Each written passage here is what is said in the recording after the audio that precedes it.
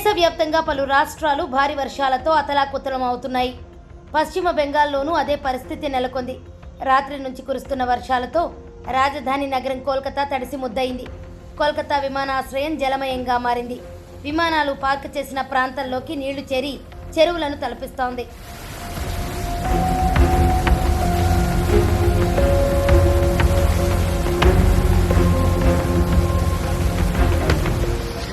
కోల్కతాతో పాటు Howrah, salt lake, బారక్పూర్లో కురుస్తున్న వర్షాలకు పలు ప్రాంతాల్లో మోకాళ్ల లోతు వరద నీరు చేరింది.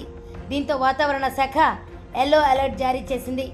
పురులియా, ముర్షిదాబాద్, మాల్డా, డార్జిలింగ్లకు ఆరెంజ్ అలర్ట్ ఇచ్చింది. శుక్రవారం కోల్కతాలో మిశ్రమ వాతావరణ పరిస్థితులు కనిపించాయి. ఒకవైపు 7 సెంటీమీటర్ల వర్షపాతం, మరోవైపు 30 డిగ్రీల ఉష్ణోగ్రతలు నమోదు కావడం గమనార్హం. మరోపక్క విమానాశ్రయంలోకి వరద నీరు రావడంతో రన్వే, టాక్సీవేలు జలమయమయ్యాయి. అయితే విమానాల రాకపోకలకు ఎలాంటి ఆటంకం ఏర్పడలేదని అధికారులు చెబుతున్నారు.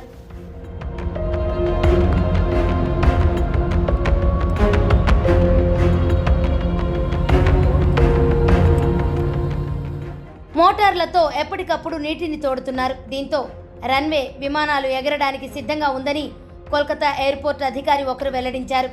విపరీతంగా వర్షం కురుస్తున్నప్పటికీ ఎయిర్పోర్ట్ ఆపరేషన్స్ ఎప్పటిలాగే జరుగుతున్నాయని తెలిపారు. రన్వేతో పాటు టాక్సీ వేలలో ఎలాంటి ఇబ్బంది లేదని స్పష్టం చేశారు.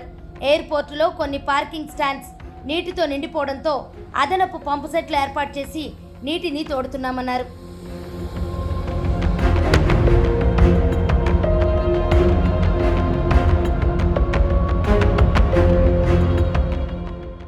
ఇదిలా ఉంటే ఉత్తరాదిని వరుణుడు వణికిస్తున్నాడు.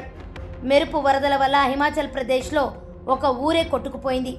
కులుమనాలి హైవే భారీగా దెబ్బతింది. ఉత్తరాఖండ్లో కేదార్నాథ్కు చేరుకునే మార్గంలో యాత్రికులు చిక్కుకుపోయారు. వారిని కాపాడేందుకు సహాయక చర్యలు కొనసాగుతున్నాయి. ఈ నేపథ్యంలో కేదార్నాథ్ యాత్రను అధికారులు తాత్కాలికంగా నిలిపివేశారు.